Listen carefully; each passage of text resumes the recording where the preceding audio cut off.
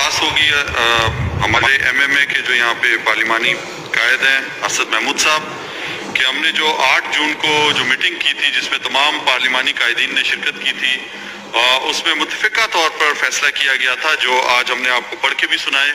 اس میں بالکل آپ اور مولانا عبدالواسع صاحب بھی موجود تھے. آپ نے اتفاق نہیں کیا تھا ان چیزوں سے جو باقی ہمارے پارلیمانی قائدین نے اور مشترکہ طور پہ جو فیصلہ ہوا تھا. تو آپ کی جو ریکویسٹ ہے بالکل ہم آپ کی چیئرز لگا دیں گے اور اس طرح کا کوئی مسئلہ نہیں ہے. جی آپ بات کرنا چاہتے ہیں اسد محمود صاحب. الرحیم.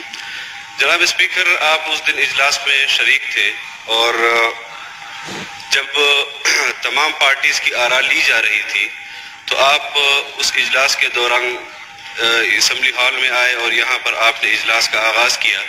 لیکن ہم نے اسی اجلاس میں جناب اسپیکر صاحب کو اپنے مقصد سے اور اس جو تجاویز پیش کی گئی تھی ان کو بتا دیا تھا کہ ہم اس سے متفق نہیں ہیں.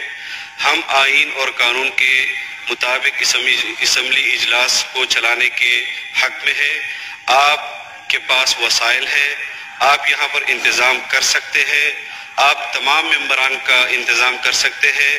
بجٹ پورے ملک کا بجٹ ہے.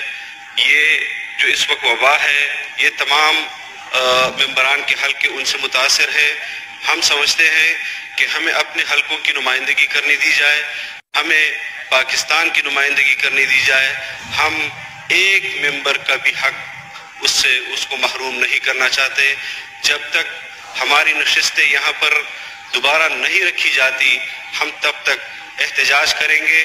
ابھی واک آؤٹ کر رہے ہیں اور اگر فی الفور ہماری کرسیاں نہ رکھی گئی تو ہم اپنے احتجاج میں اور شدت لائیں گے اور جہاں پر ہماری نشستیں ہیں وہیں پر لگا دی جائیں گی. جی آپ کی نشستیں بالکل بالکل.